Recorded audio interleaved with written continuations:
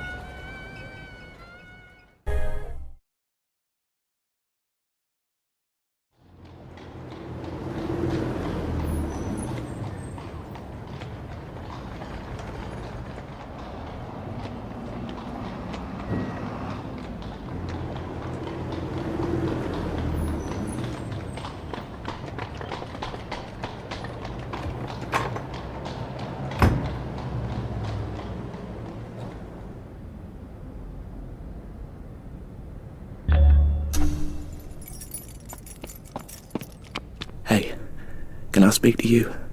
May I come in for a minute?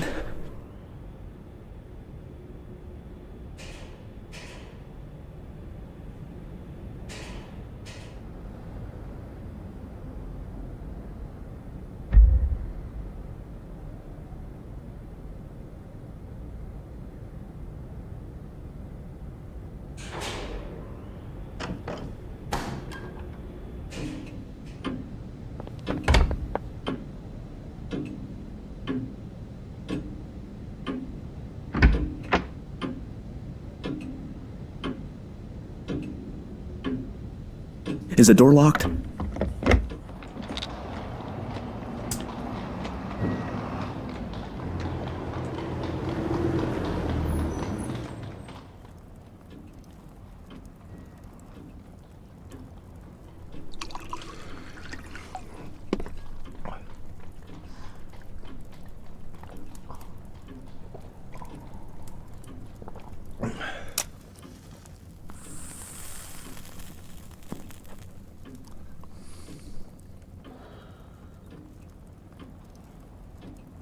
I'm very sorry.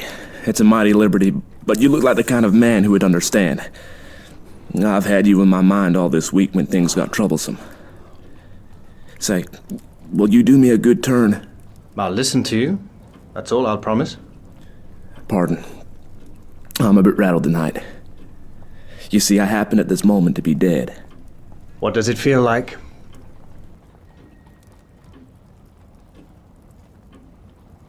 I'm not mad. Yet. Say, sir, I've been watching you, and I reckon you're a cool customer. I reckon, too, you're an honest man and not afraid of playing a bold hand.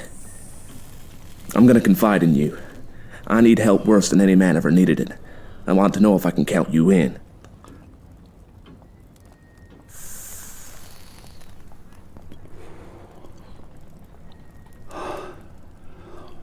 Get on with your yarn and I'll tell you.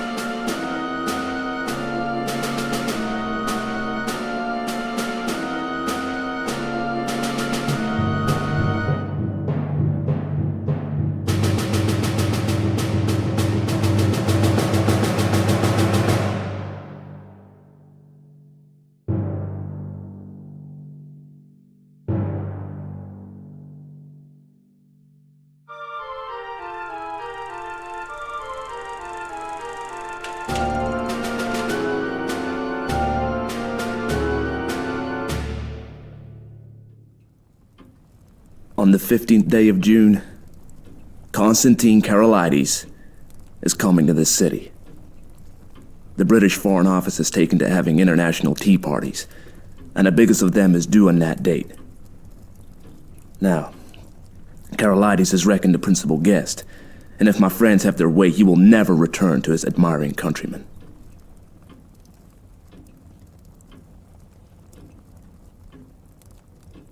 Well, that's simple enough, anyhow. You can warn him and keep him at home. And play their game.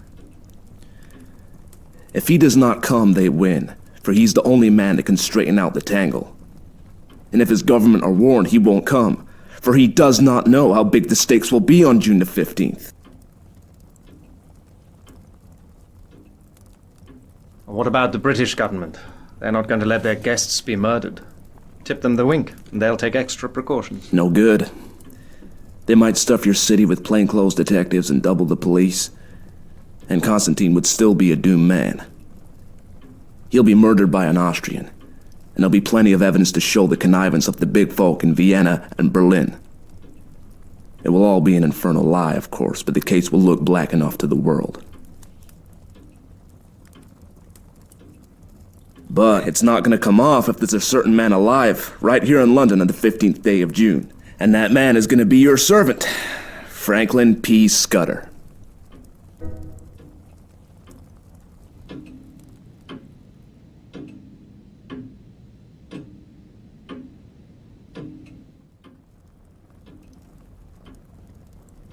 Where did you find out this story?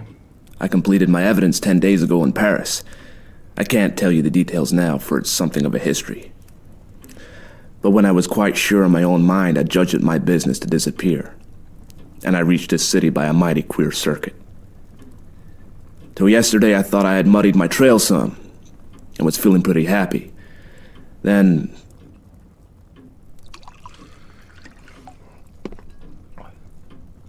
I saw a man standing in the street outside this block. I used to stay close in my room all day, and only slip out after dark for an hour or two. I watched him for a bit from my window. I thought I recognized him. He came in and spoke to the porter. When I came back from my walk last night, I found a card in my letterbox. It bore the name of the man I want least to meet on God's earth.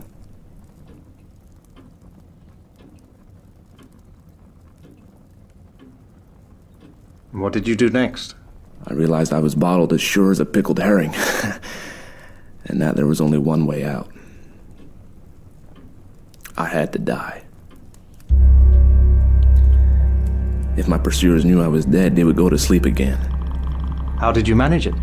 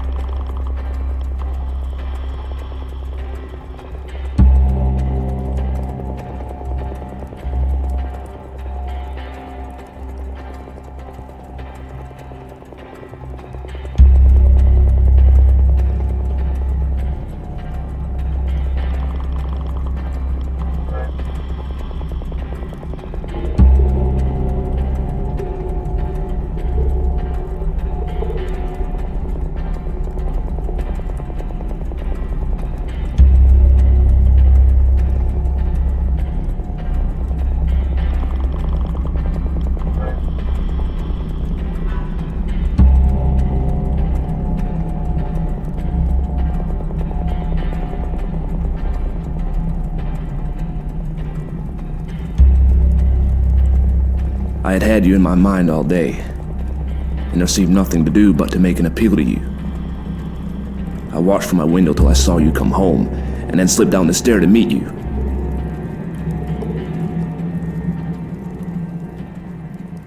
There, sir. I guess you know about as much as me of this business.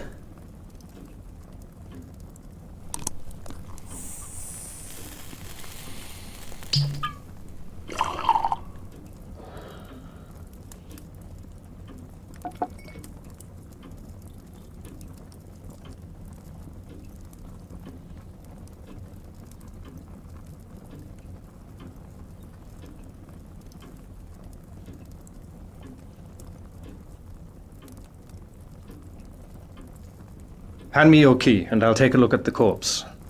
Excuse my caution, but I'm bound to verify a bit if I can. I reckoned you'd ask for that. But I haven't got it. It's on my chain on the dressing table.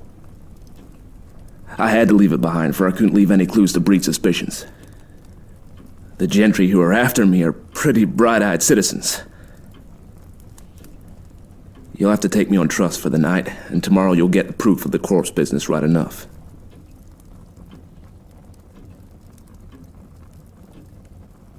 Right. I'll trust you for the night. I'll lock you into this room and keep the key. Just one word, Mr. Scudder.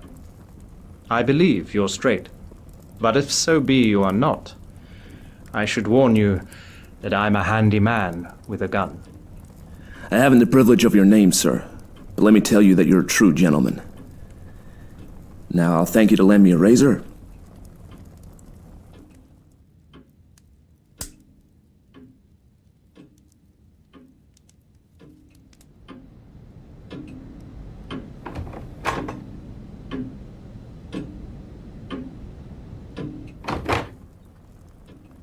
My hat. Mr. Scudder.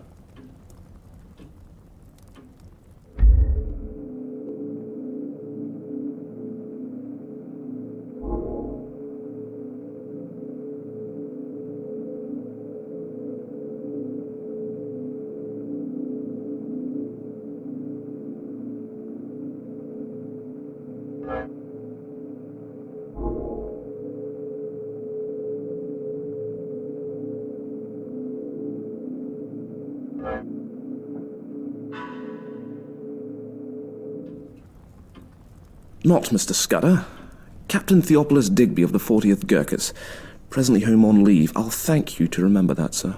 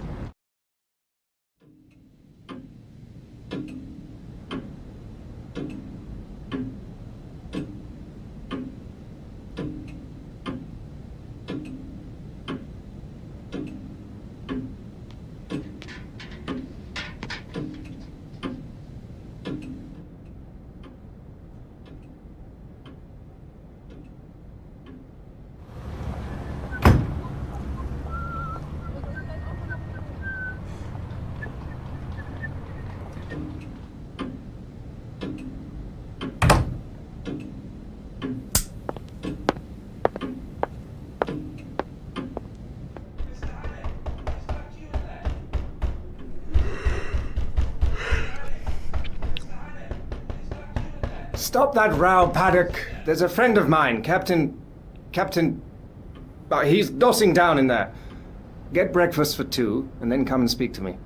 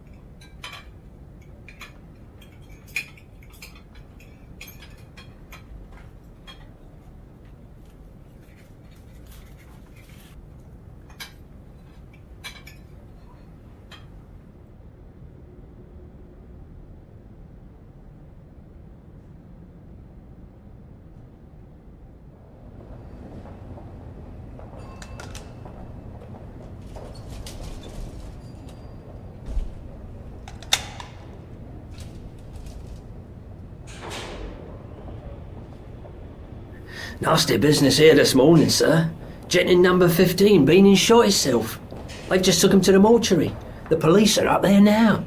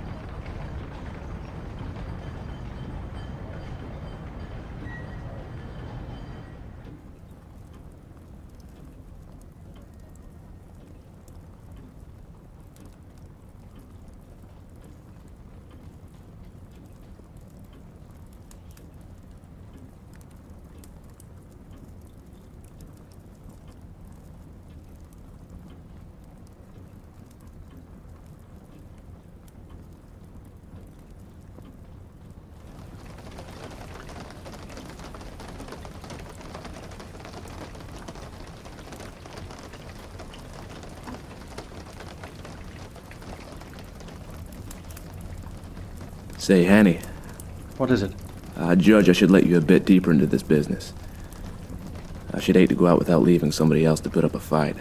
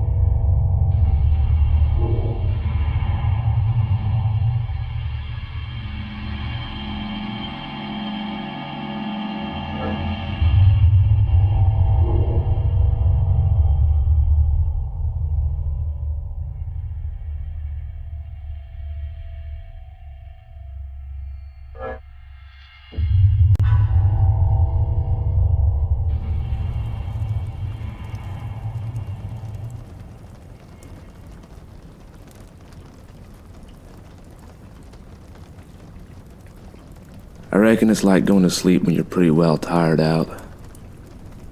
Awaking to find a summer day with the scent of hay coming in at the window.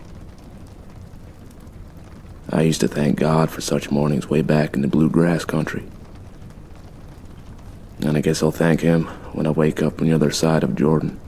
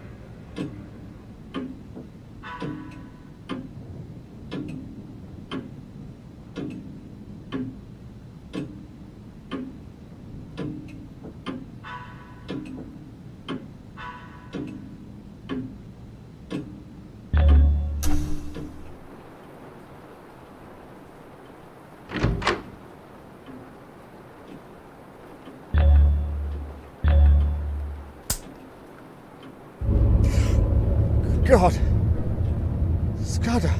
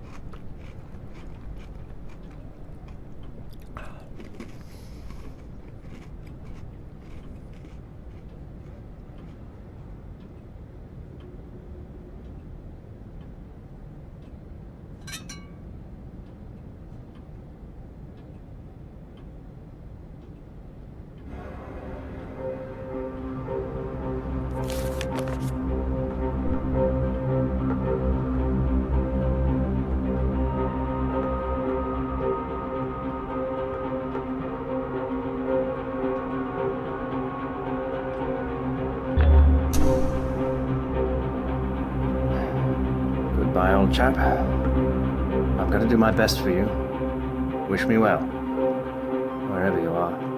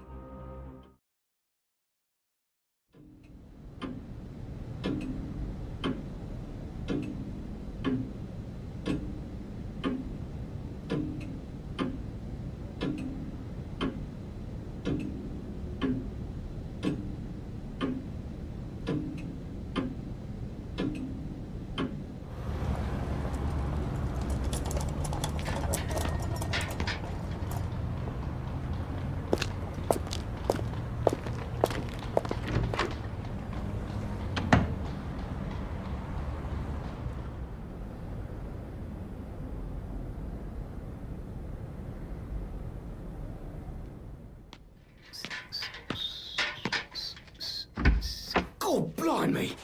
Come in here a moment. I want a word with you. Yes, sir?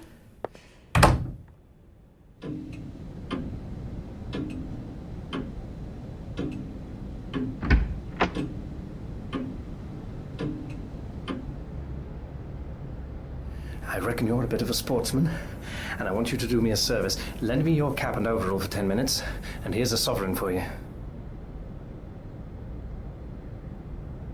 What's the game? A bet. I haven't time to explain, but to win it, I've got to be a milkman for the next 10 minutes, and all you've got to do is to stay here till I come back. You'll be a bit late, but nobody will complain, and you'll have that quid for yourself. Right. I ain't the man to spoil a bit of sport. Here's the rig, governor.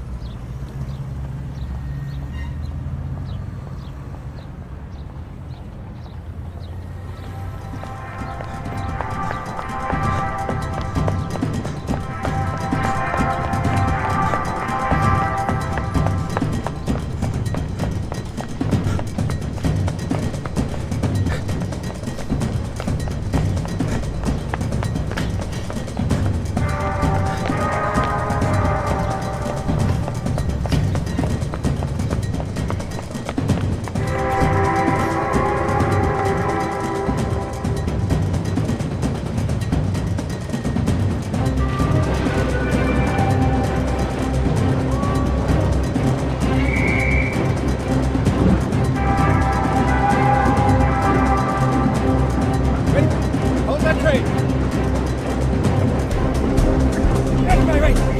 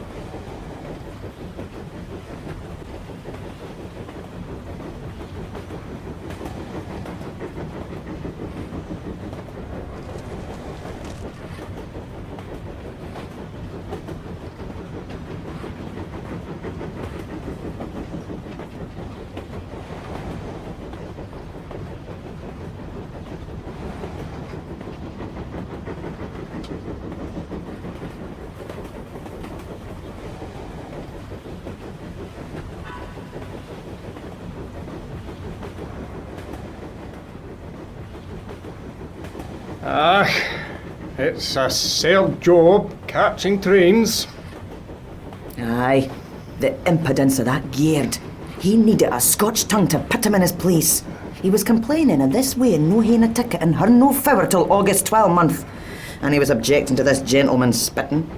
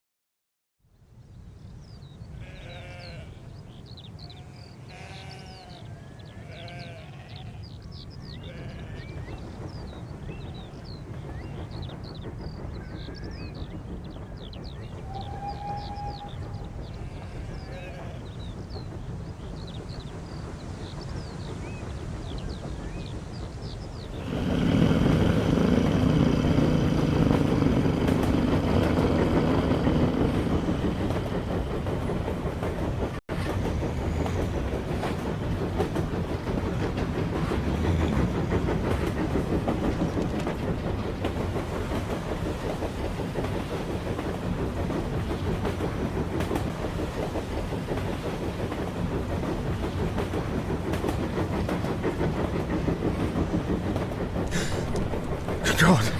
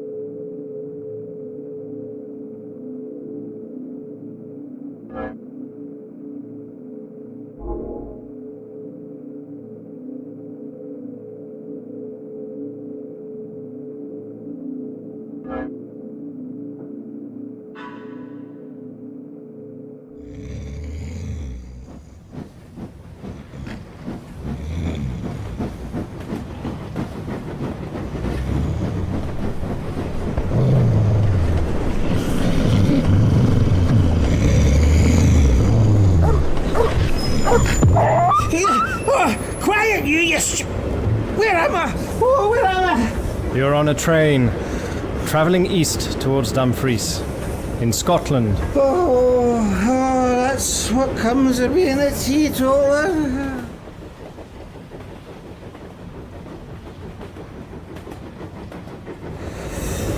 Oh, aye, but I'm a strong teetotaler. Aye, I took the pledge last Martinmas and I haven't touched a drop of whiskey since then. Not even a Hogmanay, though I was sair tempted. Oh, that's what I get. I heat better than hellfire and twine looking different ways for the Sabbath. What did it? Here, a drink they call brandy. Now, being a teetotaler, I keep it off the whiskey, but I was nip not there this brandy, and I doubt I'll not be wheel for a fortnight.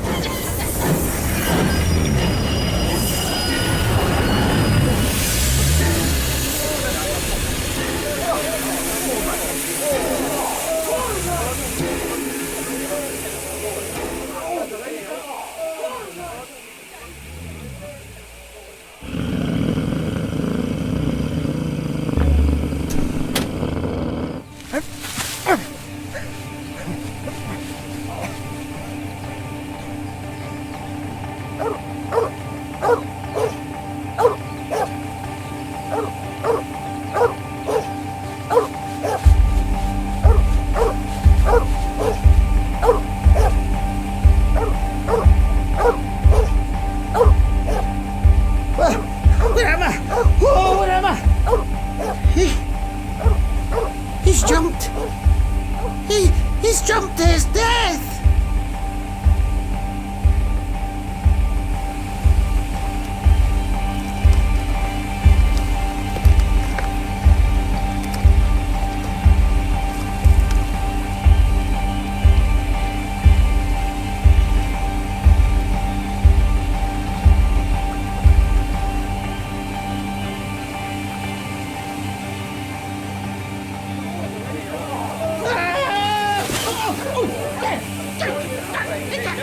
Quickly, that man needs help. That blasted dog just bit me!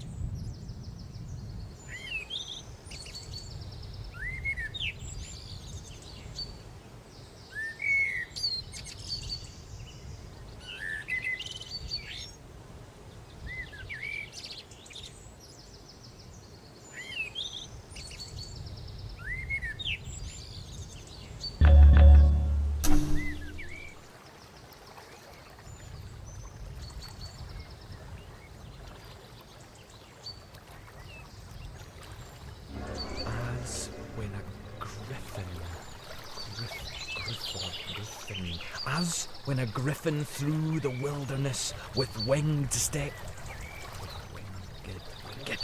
As when a griffin through the wilderness with winged step o'er hill and moory dale pursues the Arimaspian.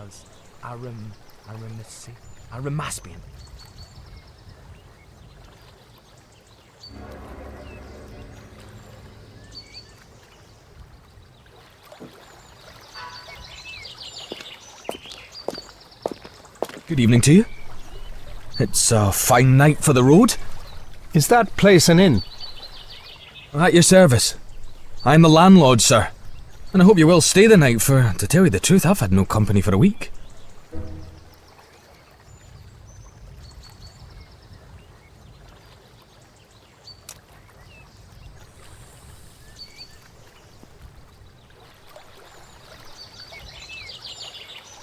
You're young to be an innkeeper? My father died a year ago, and left me the business. I lived there with my grandmother. It's a slow job for a young man, and it wasn't my choice, the profession. Which was?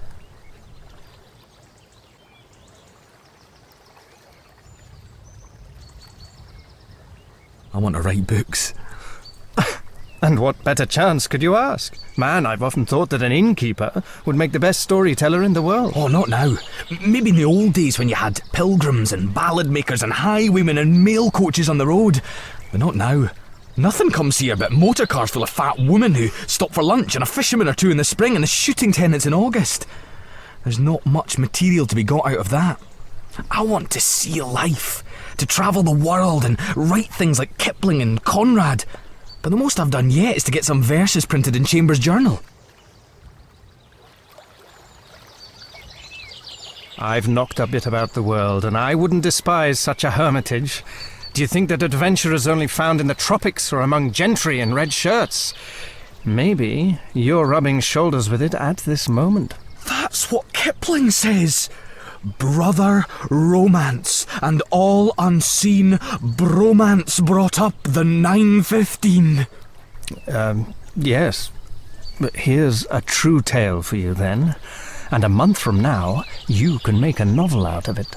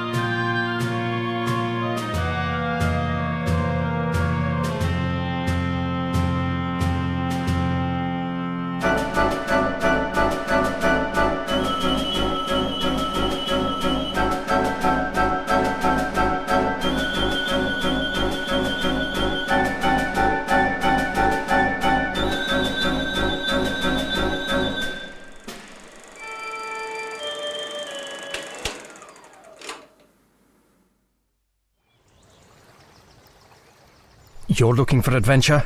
Well, you found it here. The devils are after me and the police are after them. It's a race that I mean to win. By God! It's all pure Rider Haggard and Conan Doyle! You believe me? Of course I do! I believe everything out of the common. The only thing to distrust is the normal.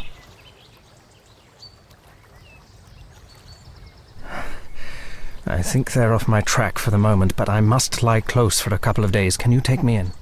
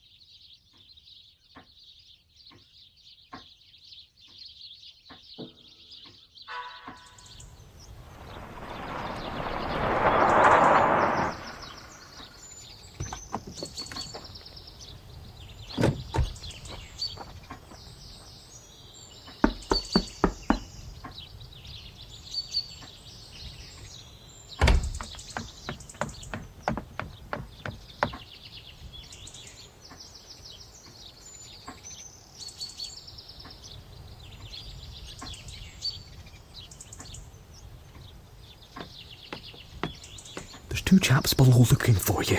They're in the dining room having whiskies and sodas. They asked about you and said they'd hoped to meet you here. Oh, and they described you jolly well, down to your boots and shirt.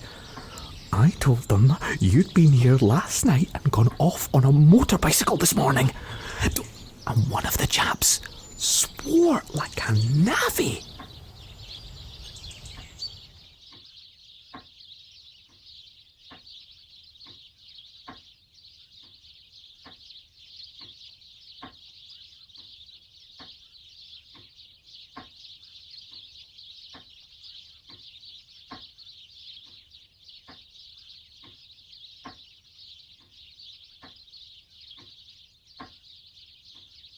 Take this down and say it was found in my bedroom and ask them to return it to me if they overtake me.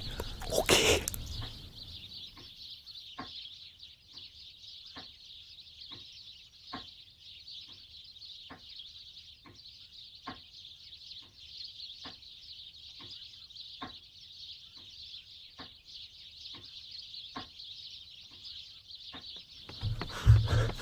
Your paper woke them up.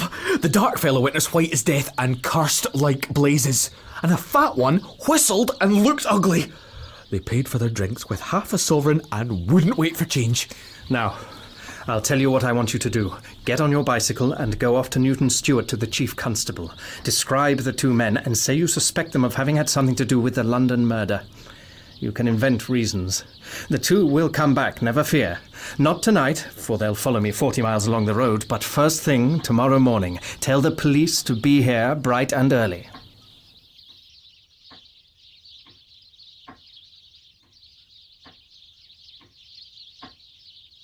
Ha!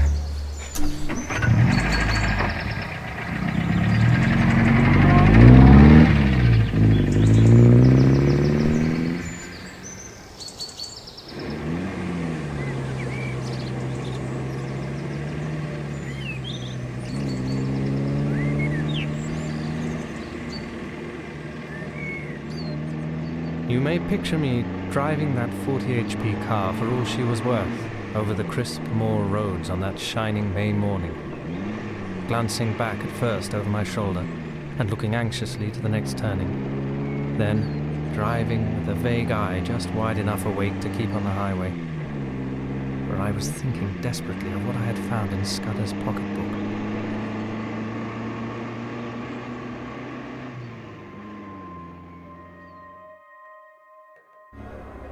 The whole story was in the notes, with gaps, you understand, which he would have filled up from his memory. He stuck down his authorities too, and had an odd trick of giving them all a numerical value and then striking a balance, which stood for the reliability of each stage in the yarn.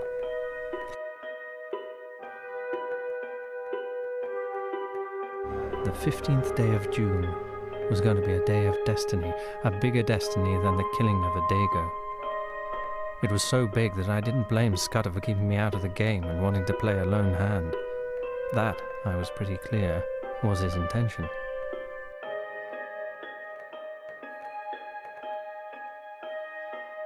This war was going to come as a mighty surprise to Britain.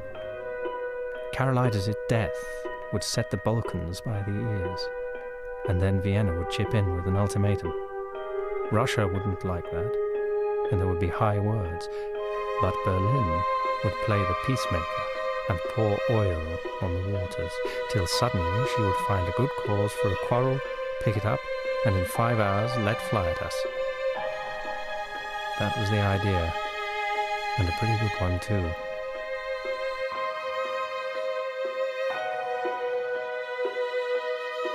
Despite all the nonsense talked in Parliament, there was a real working alliance between France and Britain, and the two general staffs met every now and then and made plans for joint action in case of war.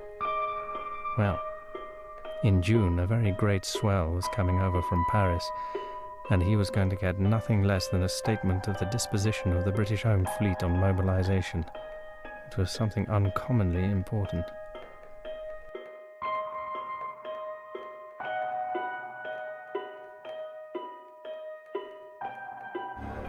It was no question of preventing a war. That was coming, as sure as Christmas. Had been arranged, said Scudder, ever since February 1912. Carolides was going to be the occasion.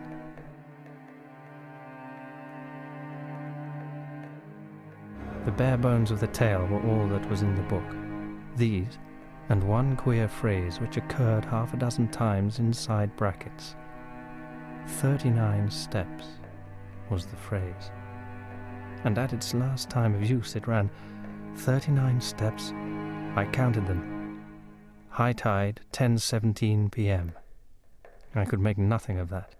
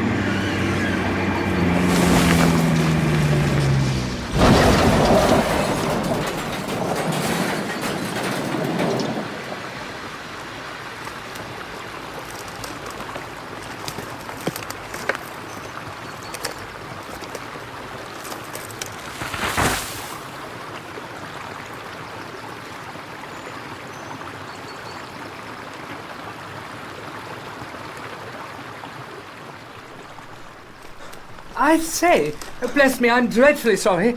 Are you hurt? Really, I must apologise. Oh, bless my soul. Do tell me you're all right. My blame, sir. It's lucky that I did not add homicide to my follies. Well, that's the end of my Scotch motor tour. Or it might have been the end of my life.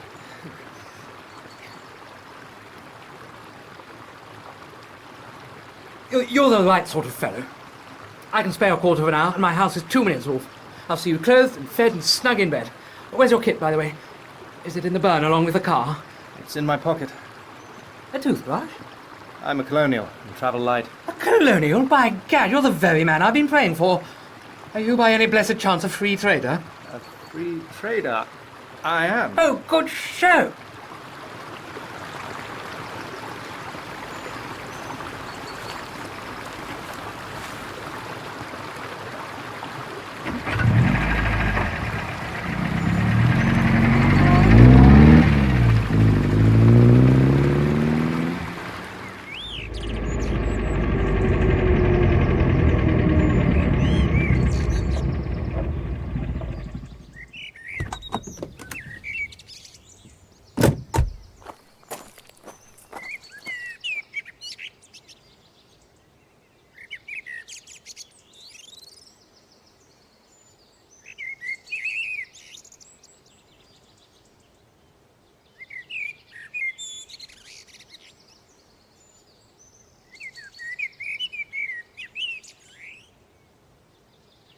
Thank you.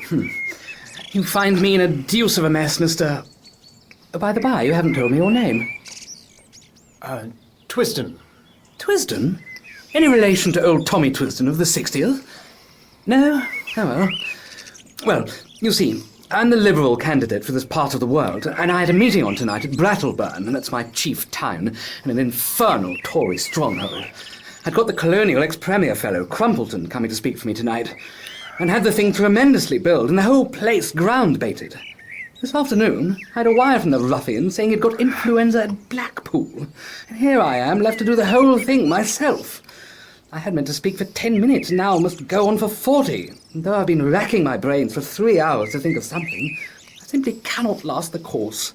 Now you've got to be a good chap and help me. You're a free trader and can tell our people what a washout protection is in the colonies. All you fellows have the gift of the gab. I wish to heaven I had it. I'll be forever more in your debt.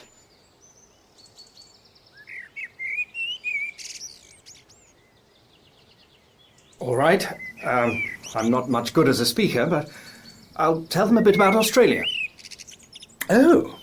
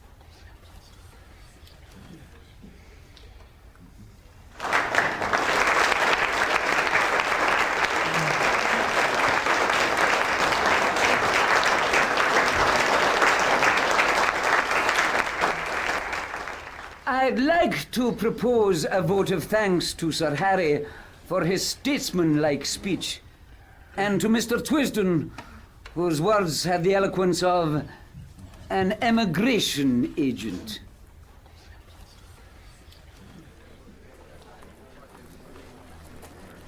A ripping speech, Twisden. Now, you're coming home with me. I'm all alone, and if you'll stop a day or two, I'll show you some very decent fishing.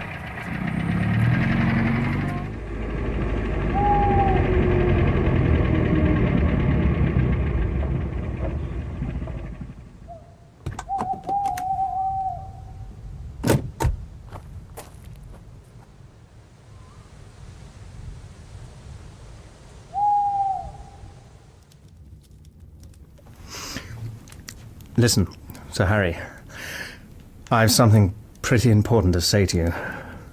You're a good fellow, and I'm going to be frank. Where on earth did you get that poisonous rubbish you talked tonight? Oh, was it as bad as that? It did sound rather thin. I got most of it out of the Progressive magazine, and pamphlets that agent chap of mine keeps sending me.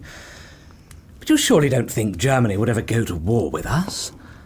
Ask that question in 6 weeks, and it won't need an answer. If you'll give me your attention for half an hour, I'm going to tell you a story.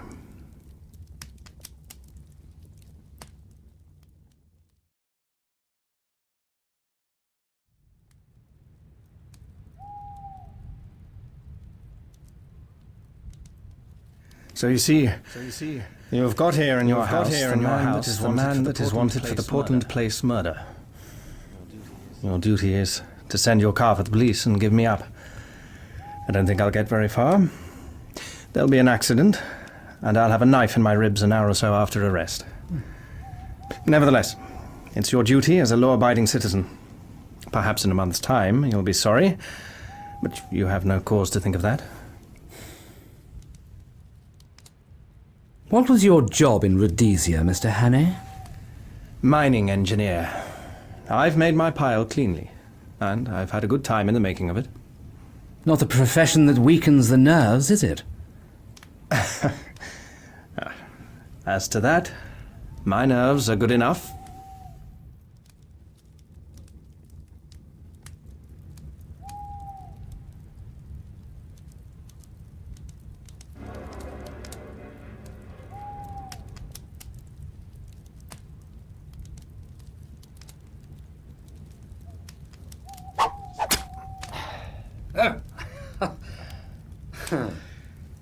I don't want proof.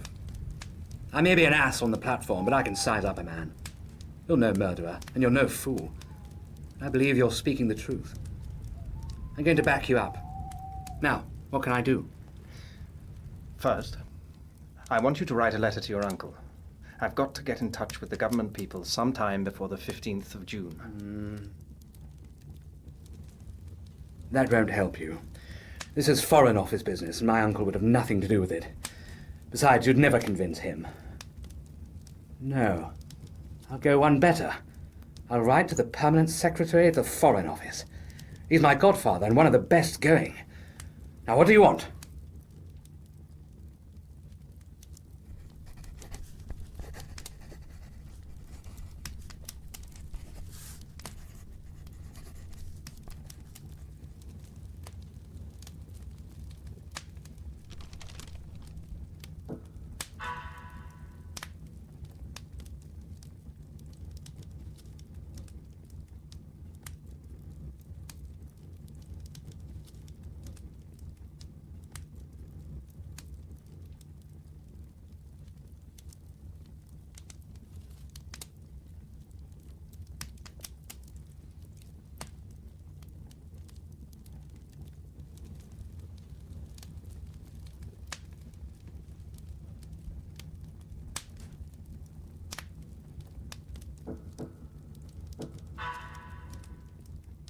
Good. That's the proper style. Oh, by the way, you'll find my godfather, his name's Sir Walter Bullivant, down at his country cottage for Whitsuntide. It's close to Artonswell on the Kennet. And that's done. Now, what's the next thing? You're about my height. Lend me the oldest tweed suit you've got. Anything will do, so long as the colour is the opposite of the clothes I destroyed this afternoon. Then, show me a map of the neighbourhood and explain to me the lie of the land. Lastly, if the police come seeking me, just show them the car in the glen. If the other lot turn up, tell them I caught the South Express after your meeting.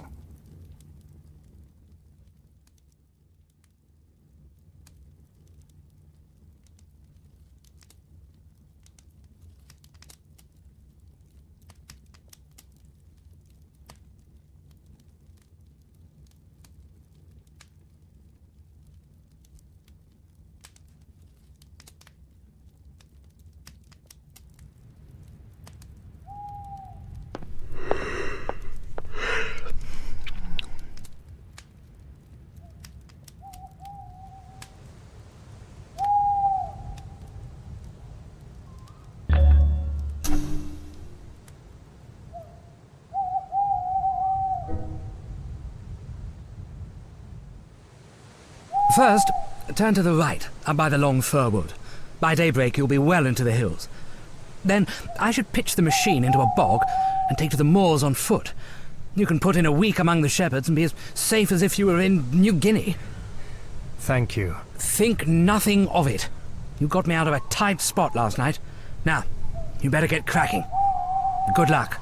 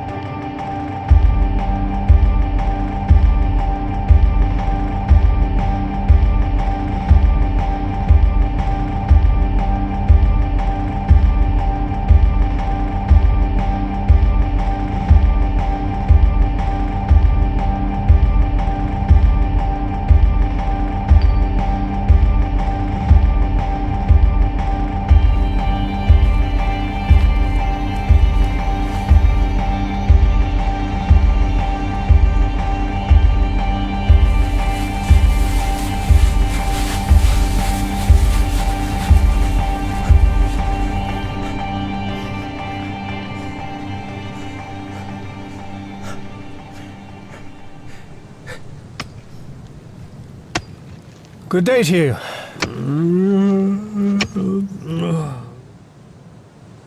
Confound the day I ever left the herding. There I was my own master. Now I'm a slave to the government, tethered to the roadside with sair een in a back like a suckle.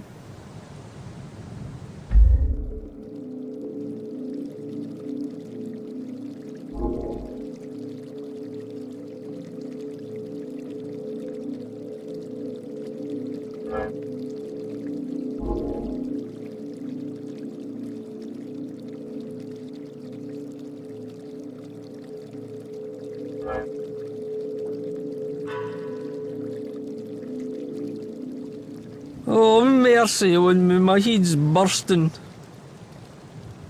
I can't do it. The surveyor man just report me. I'm for my bed.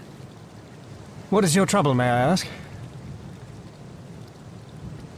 The trouble is that I'm no sober.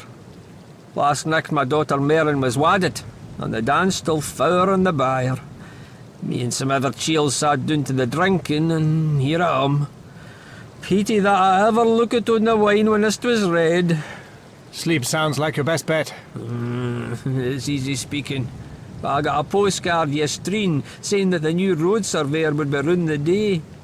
He'll come and he'll no find me, or else he'll find me foo, and either way I'm a done man. I'll walk back to my bed and see him no wheel, but I doubt that'll no help me, for they ken my kind of no wheelness. Where's your house?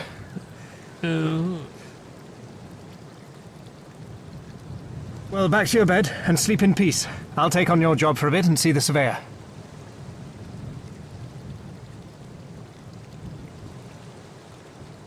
Eh? Hey, you're the Billy. It'll be easy enough managed. I've finished that bing o' stains, so you needn't chop any more for noon. Just take the barry and wheel enough metal for your own quarry down the road to make another bing the morn. My name's Alexander Turnbull, and I've been 7 years at the trade and 20 afore that herding in Leith and Water.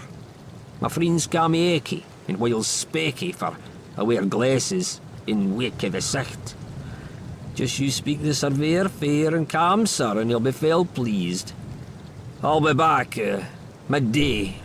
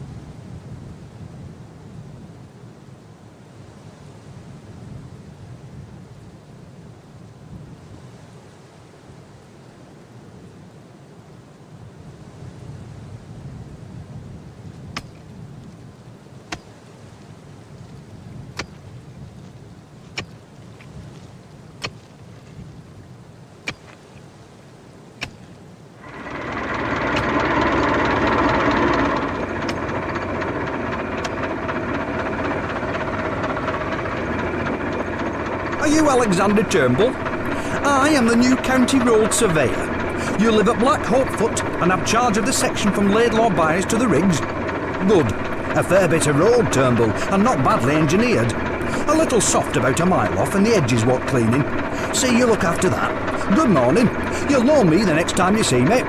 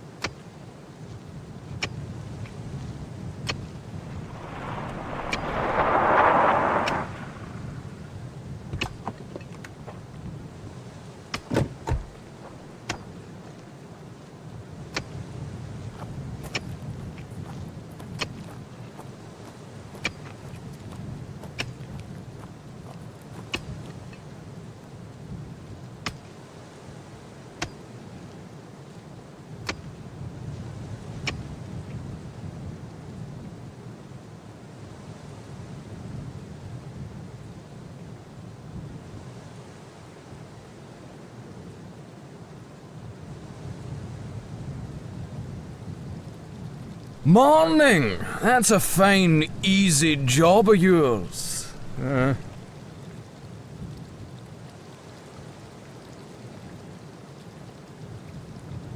There's world jobs, and there's better.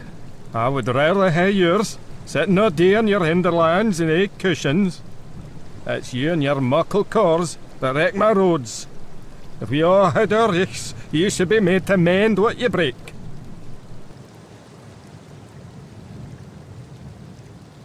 I see you get your papers in good time.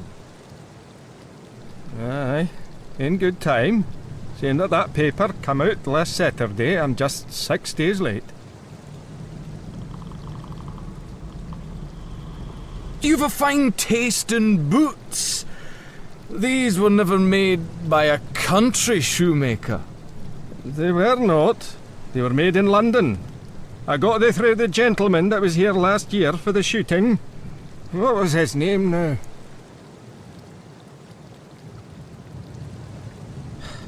Let us get on. This fellow is all right. Let us get on. This fellow is all right. Did you see anyone pass early this morning? He might be on a bicycle or he might be on foot.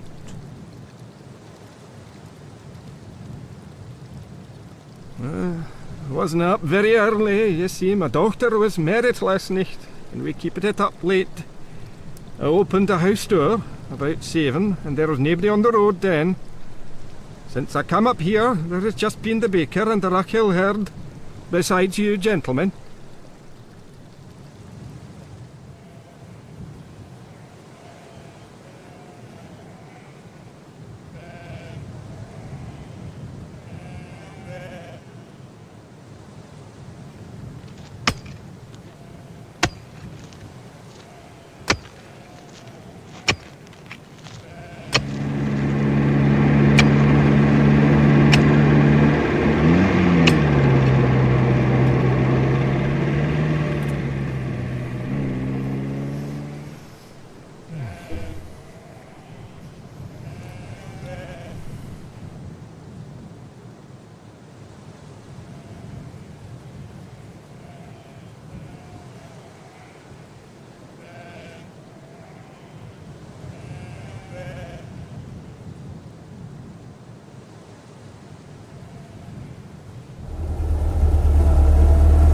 Excuse me, may I trouble you for a light?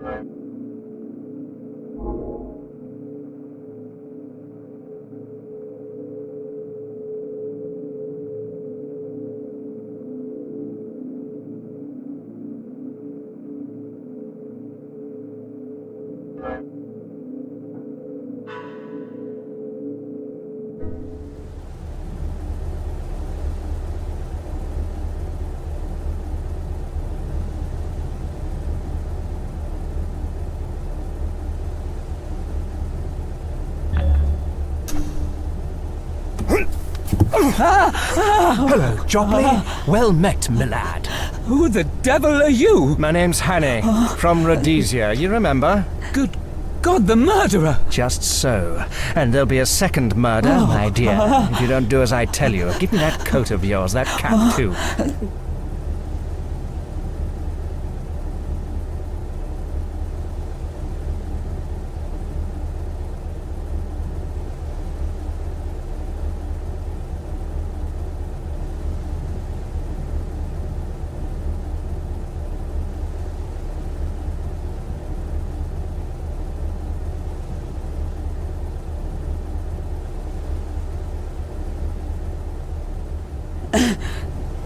Now, my child, sit quite still and be a good boy. I mean you no harm.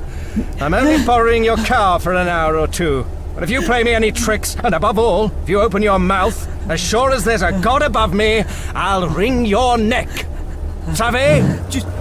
Just don't hurt me.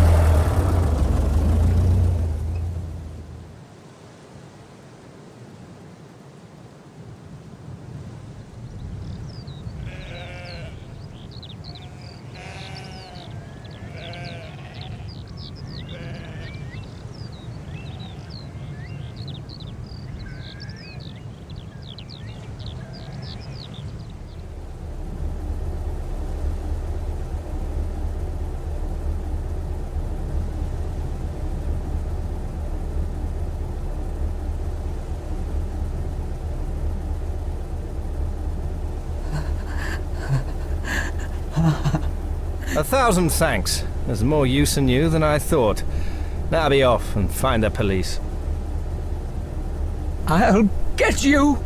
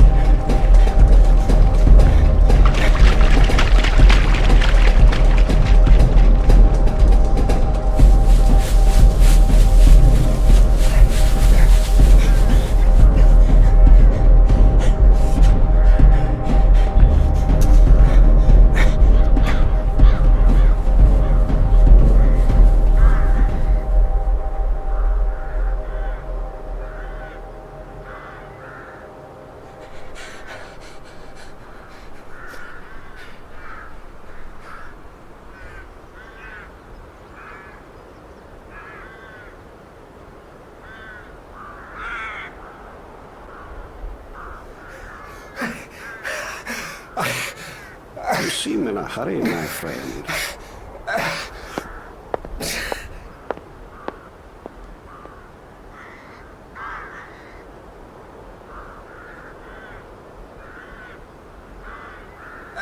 Ah, I see. A fugitive from justice, eh? Well, we'll go into the matter at our leisure. Meantime, I object to my privacy being broken in upon by the clumsy rural policeman. Go into my study and you will see 2 doors facing you. Take the one on the left and close it behind you. You will be perfectly safe.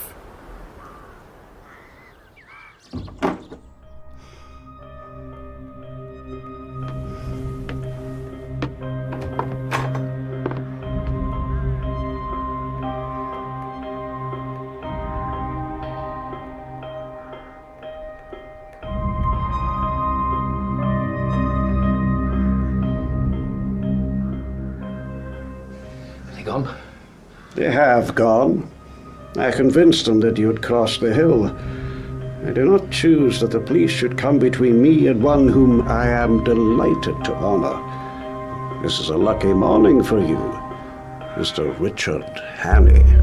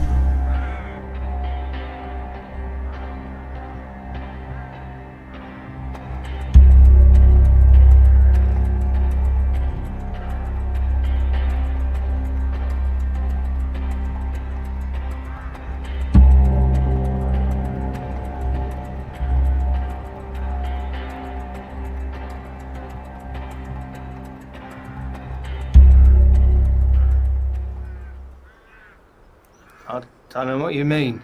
And who are you calling Richard Hannay? My name's Ainsley. So, but of course you have others. We won't quarrel about a name.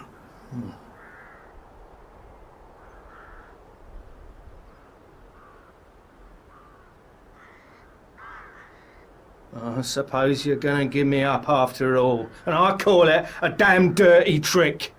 My God, I wish I'd never seen that cursed motor car. Here's the money and be damned to you. Oh no, I shall not give you up. My friends and I will have a little private settlement with you.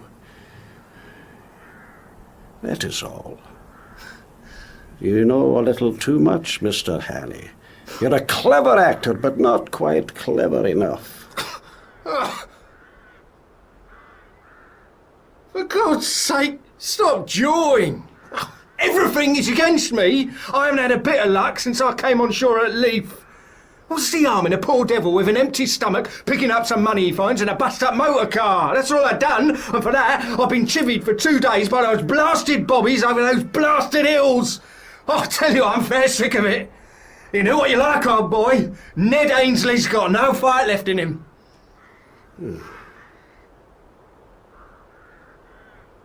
Will you oblige me with the story of your recent doings? I can't, Governor. I've not had a bite to eat for 2 days. Give me a mouthful of food, and then you'll hear God's truth.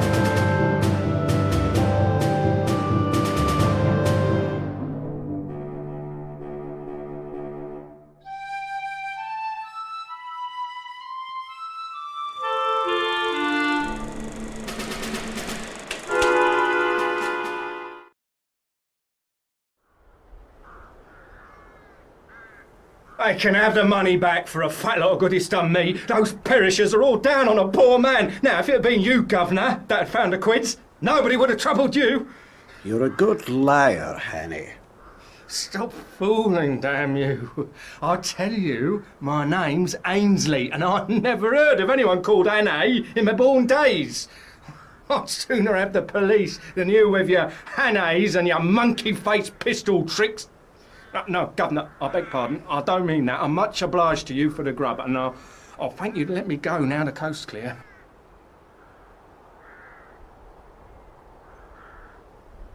I do not propose to let you go. If you are what you say you are, you will soon have a chance of clearing yourself. If you are what I believe you are, I do not think you will see the light much longer.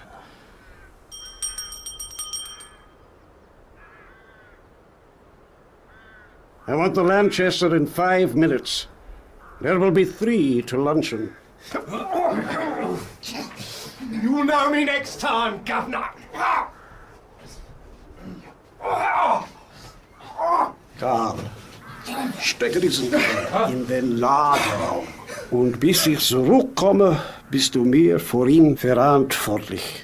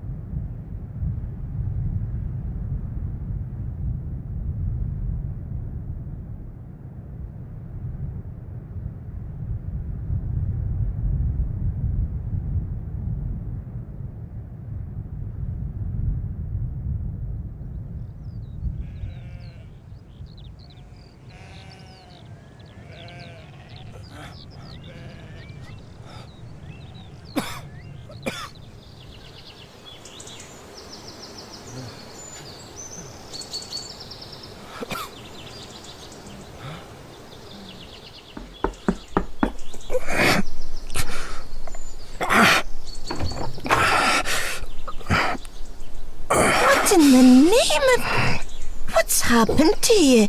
Forgive me. I've taken a pretty bad fall. Come in. Come in.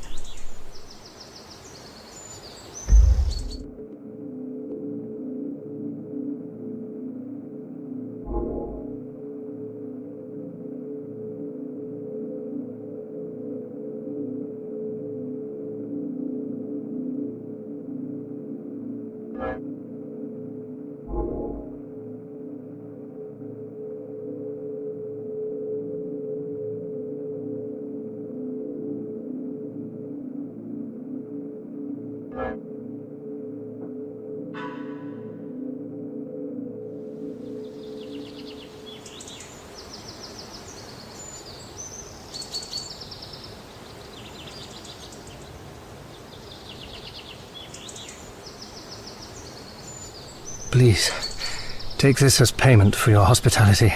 No. Keep your siller. No. Give it to them that hae richt it.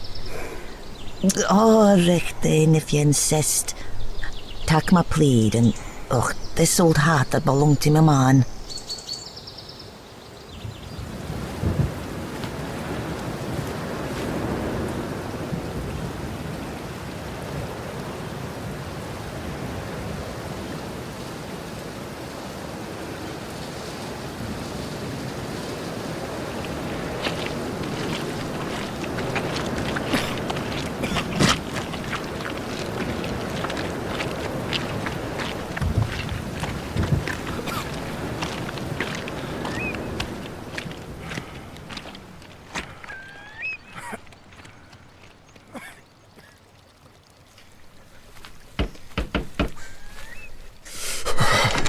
Who are ye that comes stravaiging here in the Sabbath morning?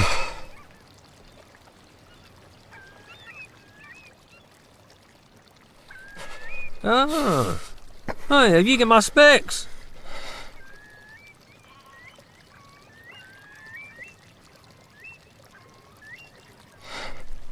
You'll have come for your jacket and waistcoat. Come on by. Losh, man, you're terrible down to the legs. Hold up till I get you to a chair.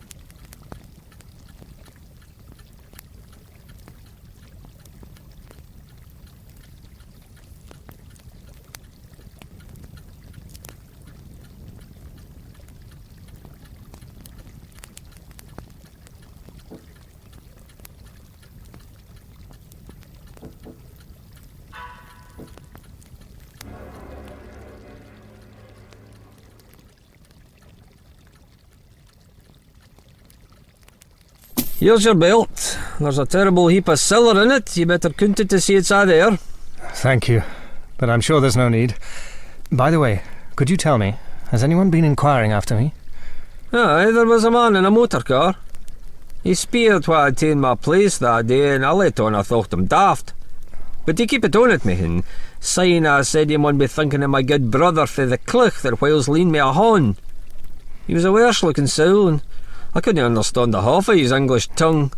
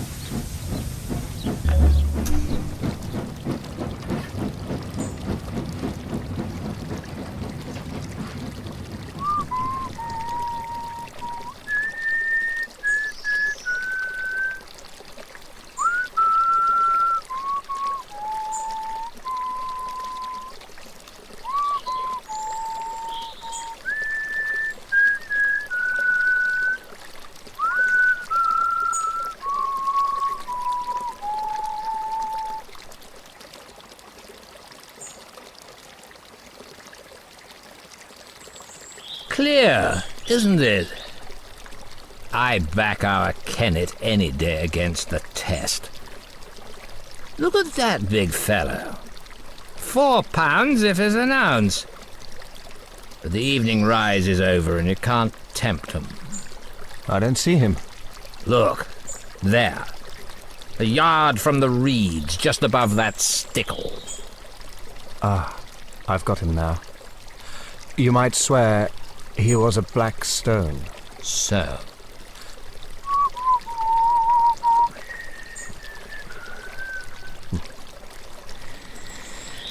Twisden's the name, isn't it?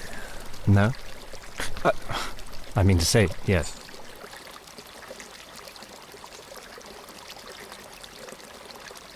It's a wise conspirator that knows his own name.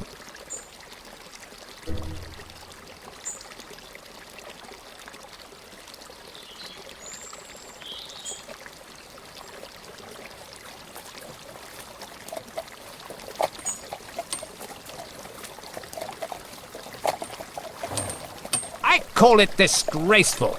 Disgraceful that an able-bodied man like you should dare to beg. You can get a meal from my kitchen, but you'll get no money from me. Evening, Sir Walter. That's my house. Wait 5 minutes and then go round to the back door.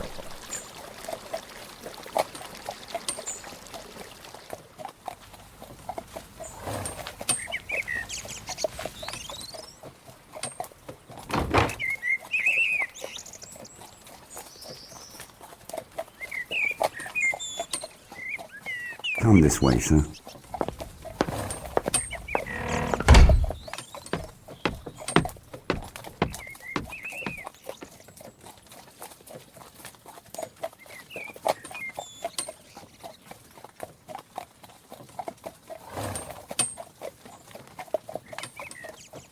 Sir Walter thought as how Mr. Reggie's things would fit you, sir. He keeps some clothes here, for he comes regular on the weekends.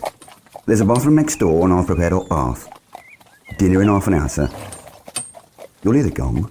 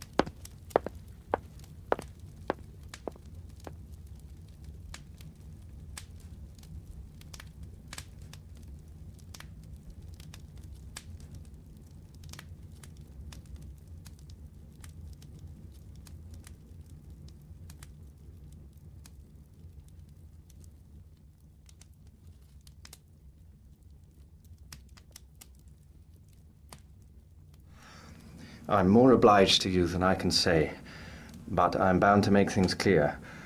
I'm an innocent man, but I'm wanted by the police. I've got to tell you this, and I won't be surprised if you kick me out. That's all right. Don't let that interfere with your appetite. We can talk about these things after dinner.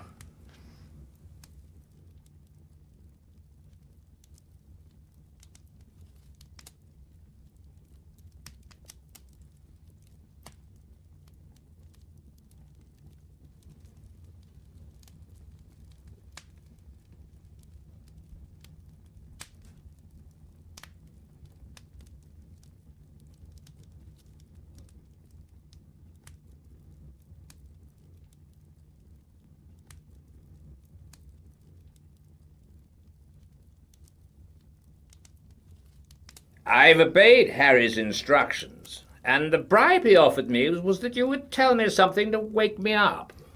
I'm ready, Mr. Hannay.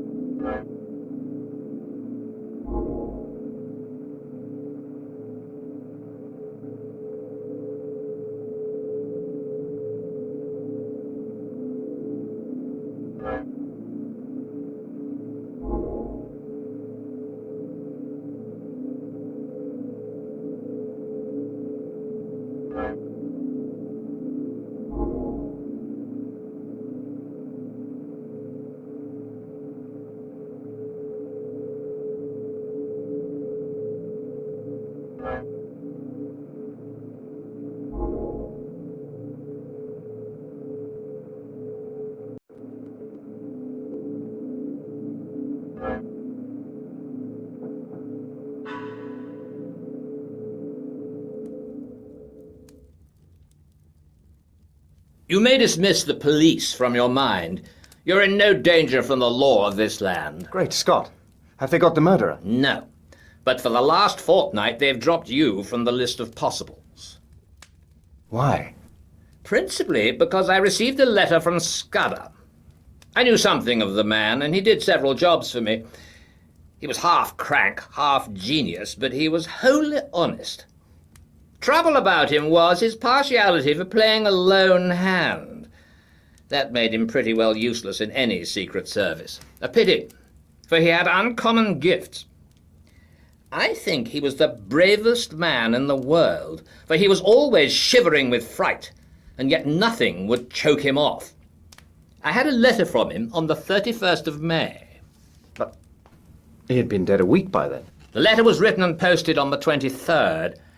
He evidently did not anticipate an immediate decease. His communications usually took a week to reach me, for they were sent undercover to Spain and then to Newcastle. He had a mania, you know, for concealing his tracks.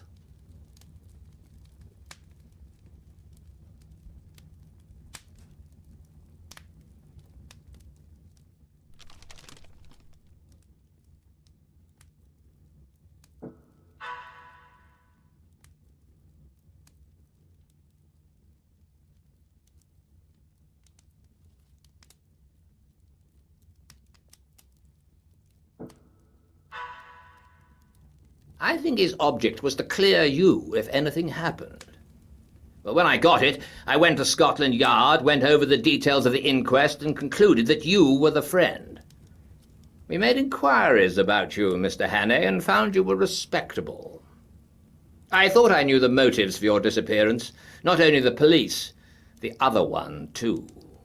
And when I got Harry's scrawl, I guessed at the rest. I've been expecting you any time this past week. Thank heavens.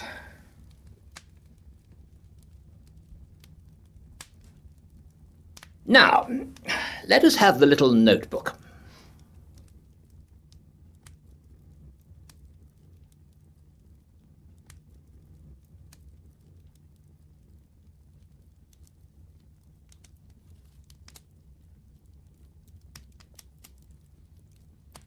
I don't know what to make of it.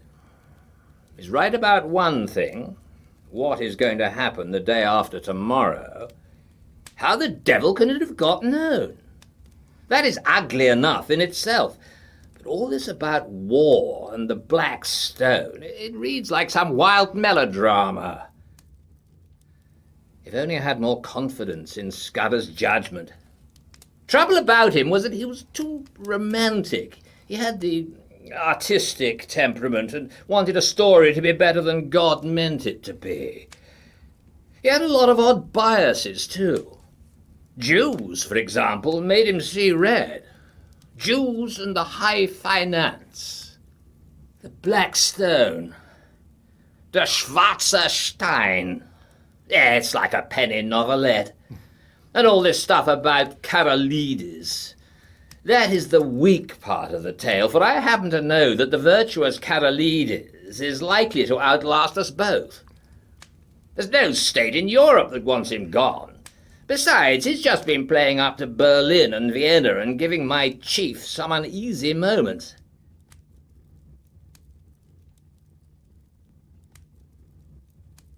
No.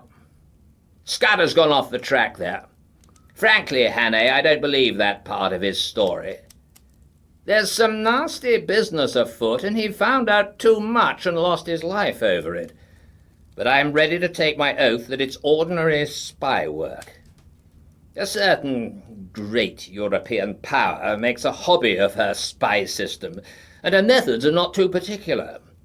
Since she pays by piecework, her blackguards are not likely to stick at a murder or two. They want our naval dispositions for their collection at the Marineamt. But they'll be pigeonholed. Nothing more.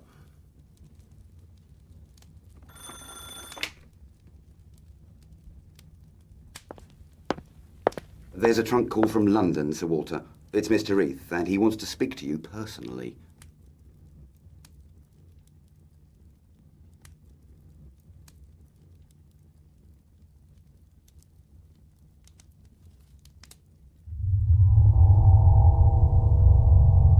I apologize to the shade of Scudder. Karolides was shot dead this evening at a few minutes after 7.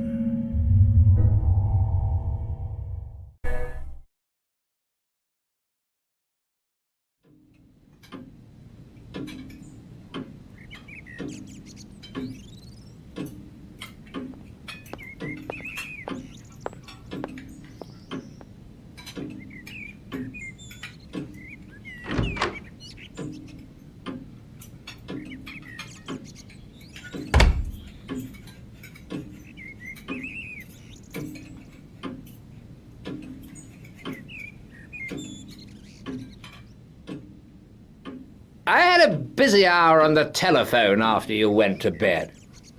I got my chief to speak to the First Lord and the Secretary for War, and they're bringing Roy over a day sooner. Now, this wire clinches it. He'll be in London at 5. Odd that the code word for a sous chef d'etat major general should be porker.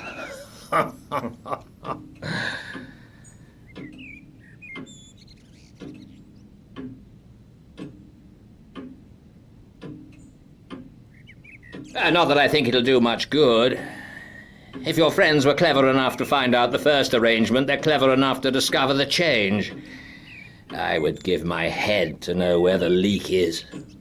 We believed there were only 5 men in England who knew about Royer's visit, and you may be certain there were fewer in France, for they manage these things better there.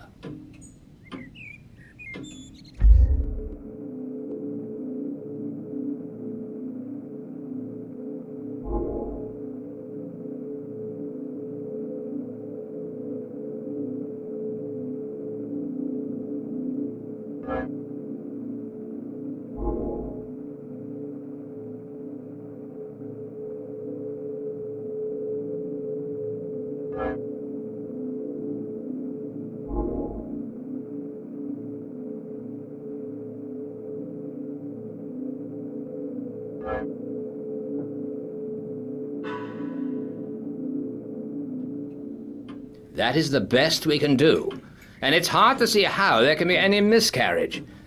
But I don't mind admitting that I'm horribly nervous.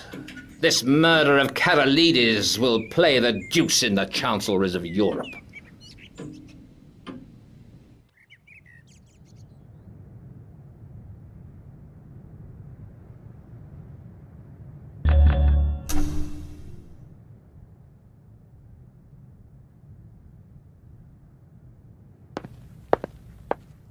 Hannah, can you drive a car?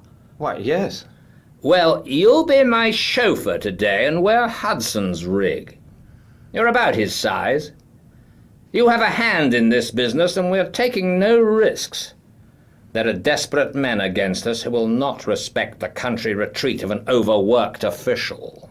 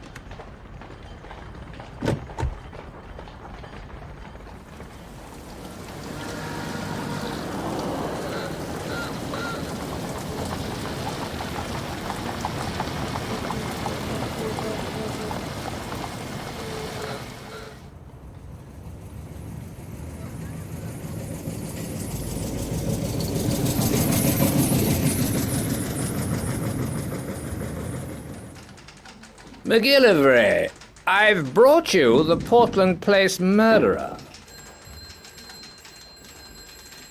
It would have been a welcome present to Bullivant. This, I presume, is Mr. Richard Hannay, who for some days greatly interested my department. Mr. Hannay will interest it again.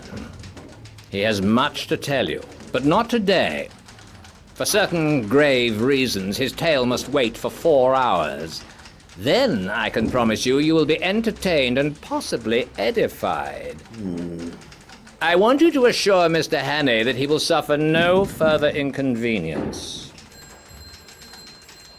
You can take up your life where you left off. Your flat, which probably you no longer wish to occupy, is waiting for you, and your man is still there. As you were never publicly accused, we considered that there was no need of a public exculpation.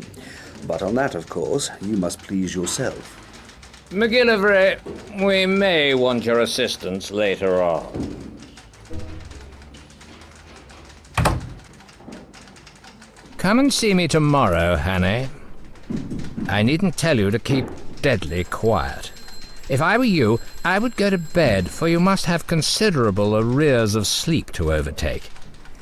You'd better lie low, for if one of your Black Stone friends saw you, there might be trouble. Of course.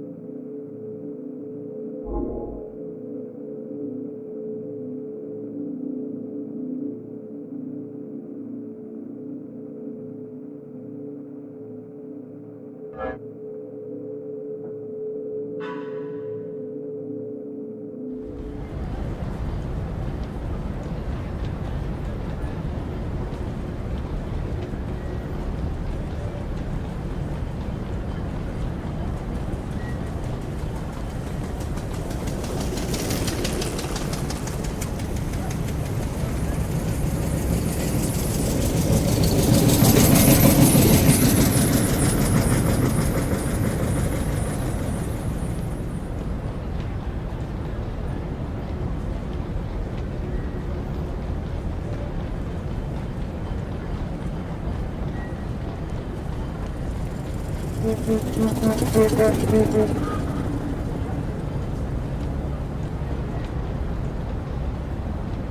God, the murderer! Here, you fellows hold him! That's Hannay, the man who did the Portland Place murder! Take him, quick!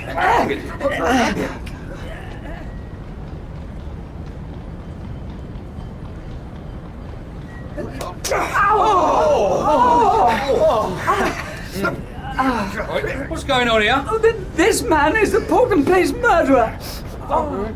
Damn it all! Make the fellow shut up! I advise you to leave me alone, Constable.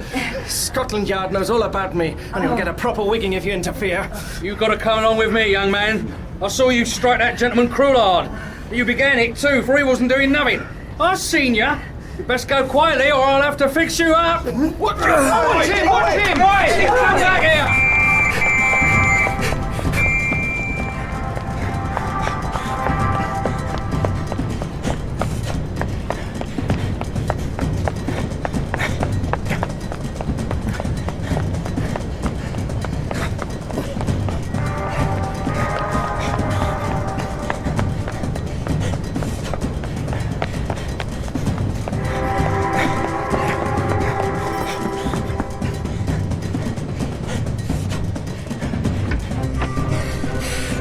I must see Sir Walter. My business is desperately important. Sir Walter is engaged, sir, and I have orders to admit no one. Perhaps you will wait. See here. There's trouble about, and I'm in it. But Sir Walter knows, and I'm working for him. If anyone comes and asks if I'm here, tell him a lie.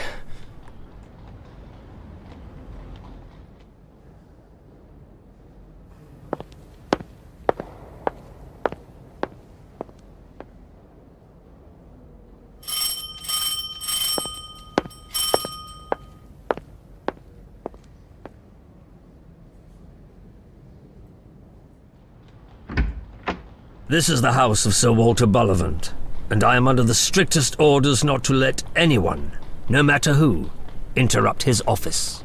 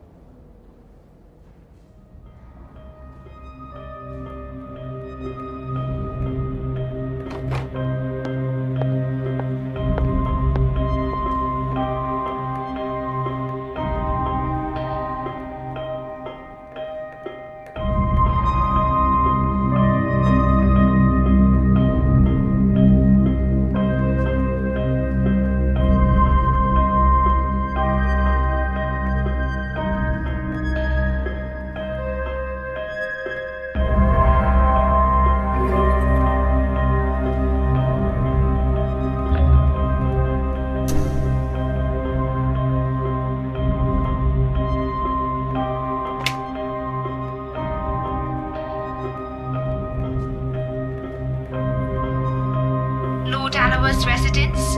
How may I help you? Is his lordship at home? His lordship returned half an hour ago and has gone to bed. He's not very well tonight. Will you leave him a message, sir? I knew it.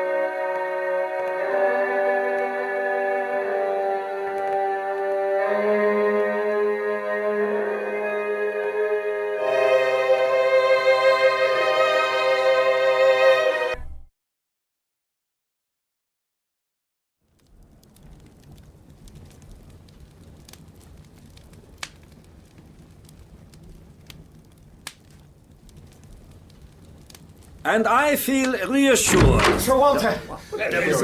Gentlemen!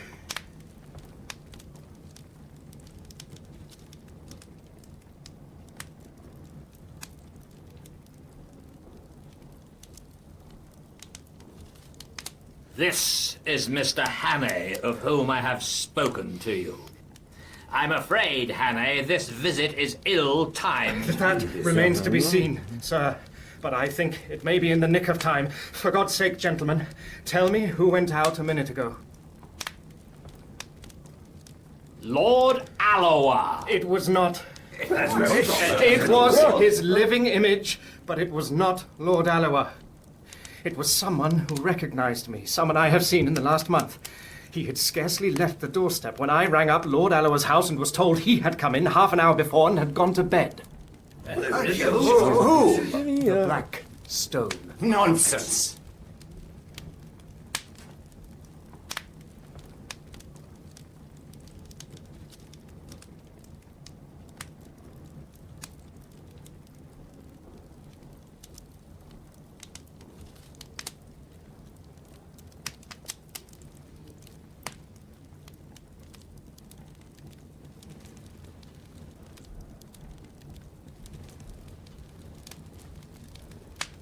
I have spoken to Alloa. Had him out of bed, very grumpy. He went straight home after Malross's dinner. But it's madness. Do you mean to tell me that that man came here and sat beside me for the best part of half an hour and that I didn't detect the imposture? Alloa must be out of his mind. Don't you see the cleverness of it? You were too interested in other things to have any eyes. You took Lord Alloa for granted. If it had been anybody else, you might have looked more closely, but it was natural for him to be here, and that put you all to sleep. The young man is right. His psychology is good. Our enemies have not been foolish. I will tell you a tale. It happened many years ago in Senegal.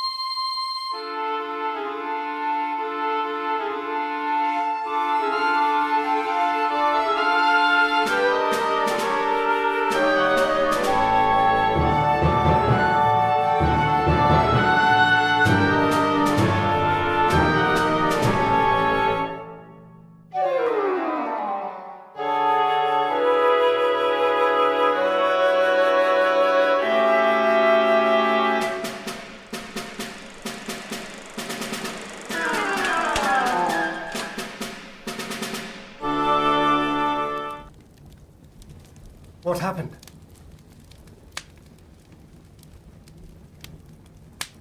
I stuffed my fishing rod into his jaws, and I had a pistol. Also, my servants came presently with rifles. But he left his mark on me.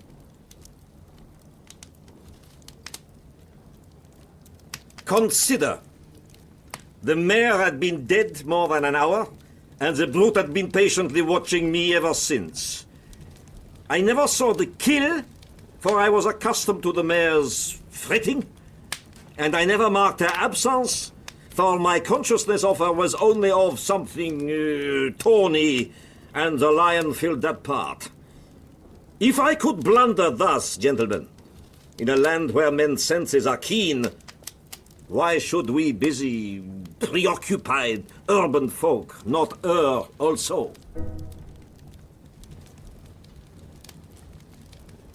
Well, I suppose there is nothing for it but to change the plans. Did you tell Lord Alloa what has happened? No? Well, I can't speak with absolute assurance, but I'm nearly certain we can't make any serious change, unless we alter the geography of England. Good God! And we have not a rag of a clue. Besides, there is the post. By this time the news will be on its way. No. You do not understand the habits of the spy. He receives personally his reward, and he delivers personally his intelligence. We in France know something of the breed. Ah, there is still a chance, mes amis. These men must cross the sea, and there are ships to be searched and ports to be watched. Believe me, the need is desperate for both France and Britain. Where is Scudder's book? Quick, man! I remember something in it. What is it going to be? On there.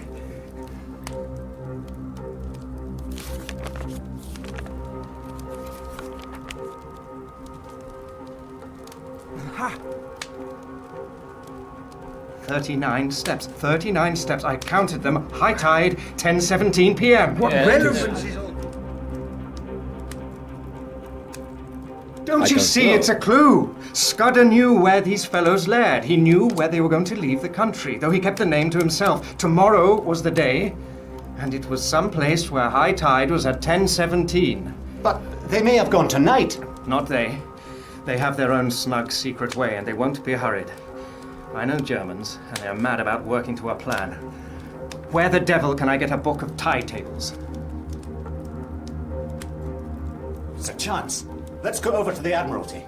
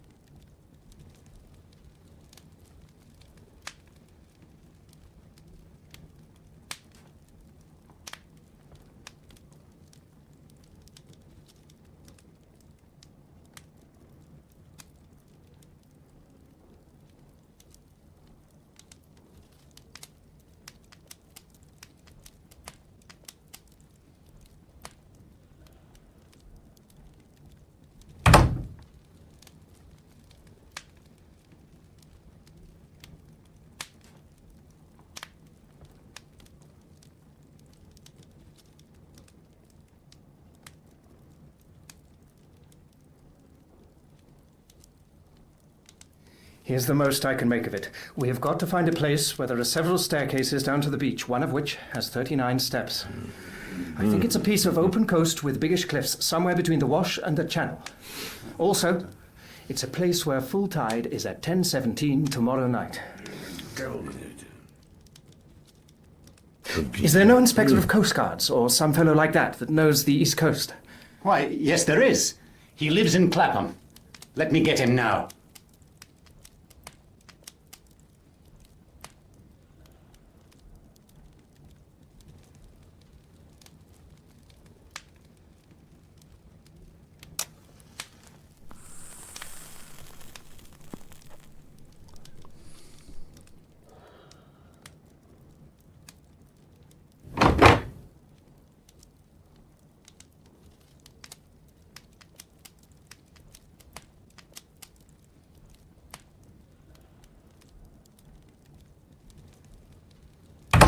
This is the chap. Good evening, gentlemen. We want you to tell us the places you know on the East Coast where there are cliffs and where several sets of steps run down to the beach. What kind of steps do you mean, sir? There are plenty of places with roads cut down through the cliffs, and most roads have a step or two in them. Or do you mean regular staircases, all steps, so to speak? We mean regular staircases. I don't know that I can think of any. Wait a second. There's a place in Norfolk, Brattlesham, beside a golf course, where there are a couple of staircases to let the gentleman get a lost ball. That's not it. Then there are plenty of marine parades, if that's what you mean. Every seaside resort has them. It's got to be more retired than that. Well, gentlemen, I can't think of anywhere else. Of course, there's the Rough. What's that? The big chalk headland in Kent, close to Bradgate. It's got a lot of villas on the top, and some of the houses have staircases down to a private beach. It's a very high-toned sort of place, and the residents there like to keep by themselves.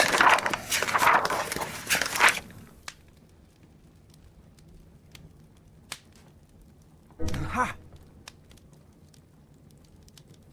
We're on the scent at last. How can I find out what is the tide at the Rough? I can tell you that, sir. I once was let a house there in this very month, and I used to go out at night to the deep sea fishing. The tide's 10 minutes before Bradgate.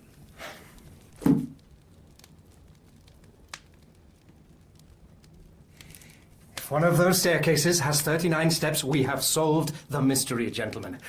I want the loan of your car, Sir Walter, and a map of the roads. Of course. If Mr. McGillivray will spare me 10 minutes, yes, I think we can prepare something for tomorrow. Good. I, for one, am content to leave the matter in Mr. Hannay's hands.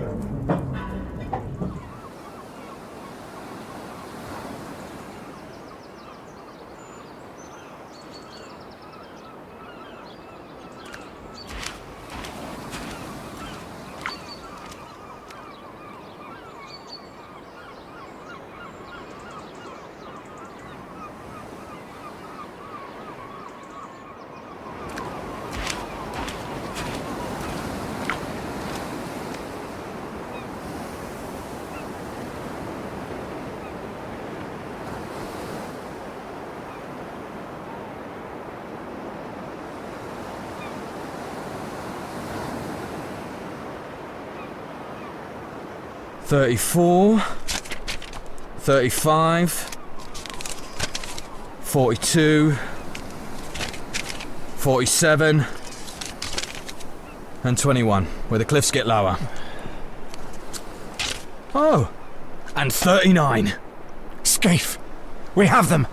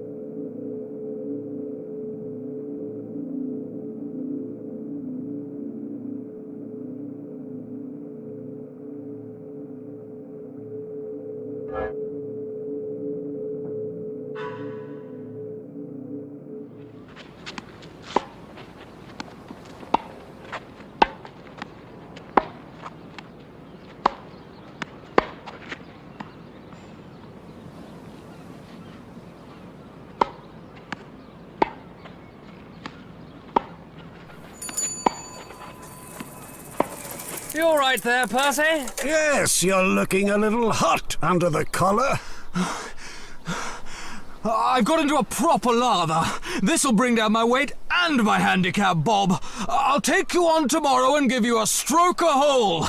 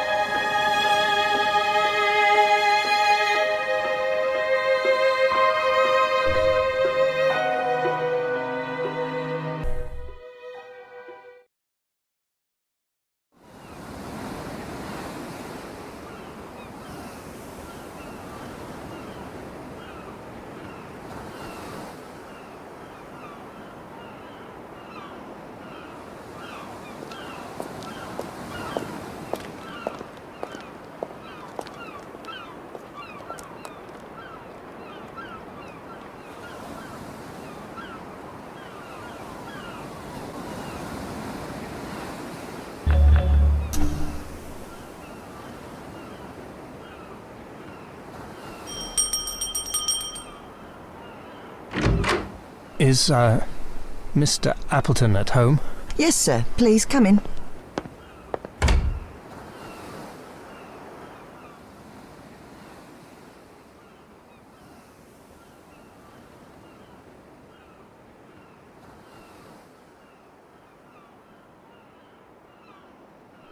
Who may I say is calling? Richard Hannay. If you could wait in the smoking room, I'll let Mr. Appleton know you're here.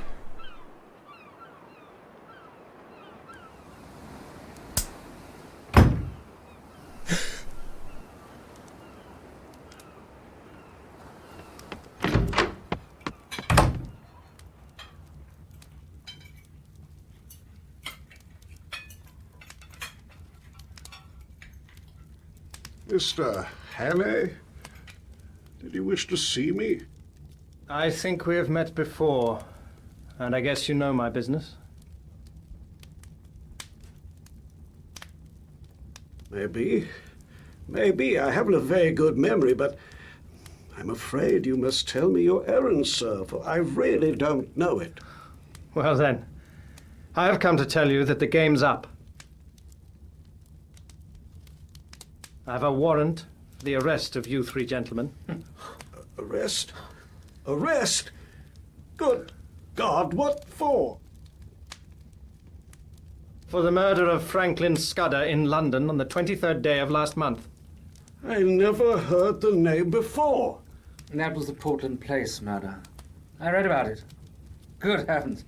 You must be mad, sir. Where do you come from? Scotland Yard.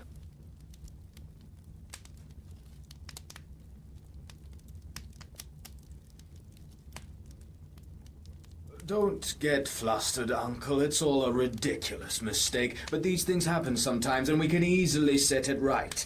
It won't be hard to prove our innocence. I can show you that I was out the country on the 23rd of May, and Bob was in a nursing home. You were in London, but you can explain what you were doing. Right, Percy. Of course, that's easy enough. The 23rd. That was the day after Agatha's wedding. Let me see, what was I doing? Came up in the morning from Woking and lunched at the club with Charlie Simons.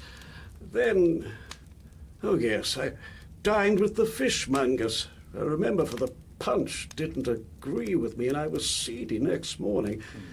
Hang it all, there's the cigar box I brought back from the dinner.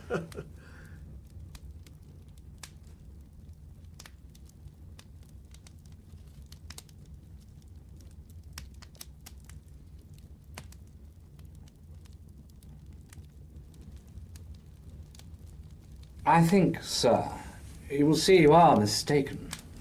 We want to assist the law like all Englishmen, and we don't want Scotland Yard to be making fools of themselves. That so, Uncle? Certainly, Bob. Certainly. We'll do anything in our power to assist the authorities, but this is a bit too much. I can't get over it. How Nellie will chuckle. She always said you would die of boredom because nothing ever happened to you. Now you've got it thick and strong.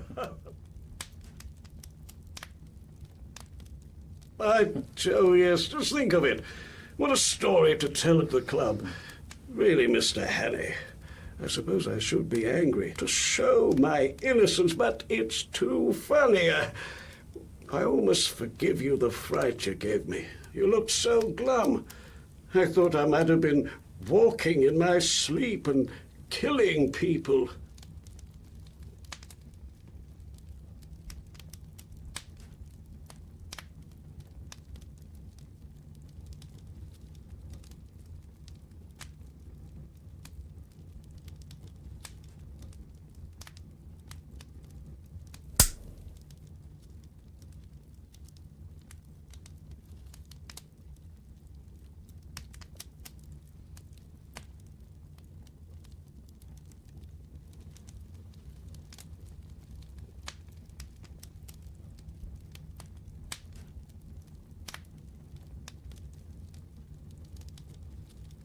Well, are you reassured by your scrutiny, sir?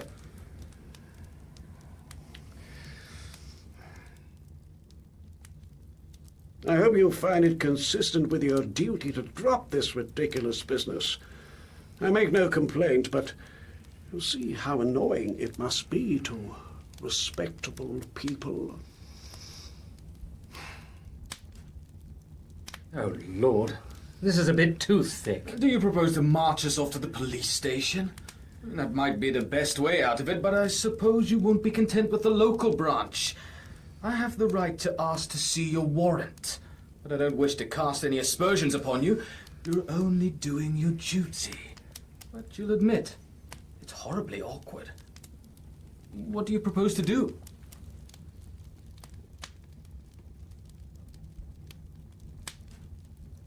Meantime, I vote we have a game of bridge. It'll give Mr. Hannay time to think over things. And you know we've been wanting a fourth player. Do you play, sir?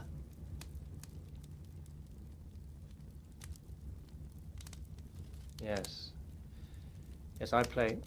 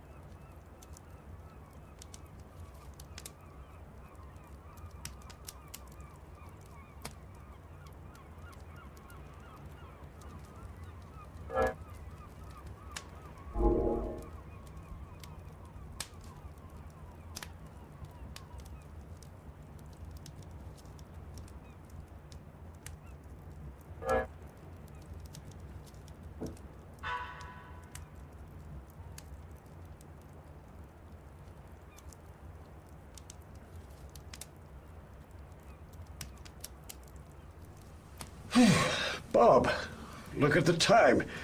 You better think about catching your train. Bob's got to go to town tonight.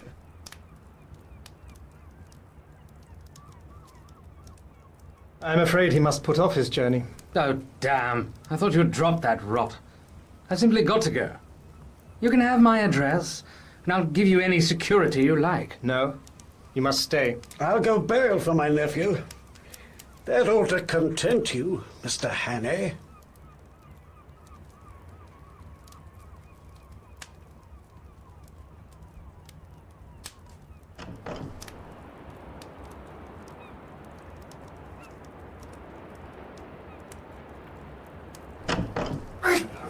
Get your hands off me!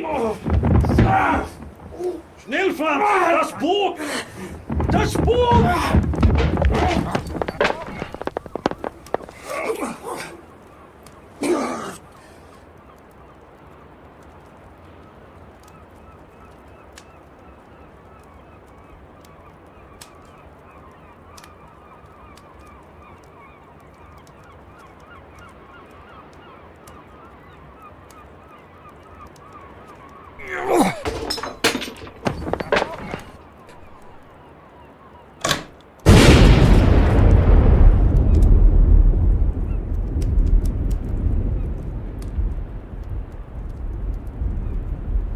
He is safe.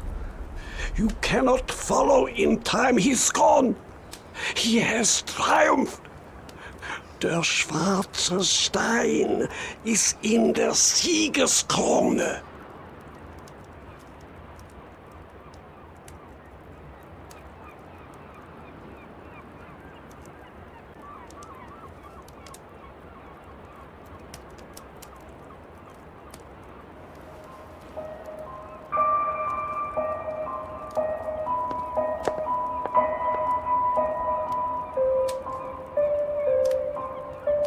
I hope Franz will bear his triumph well. I ought to tell you that the Ariadne for the last hour has been in our hands.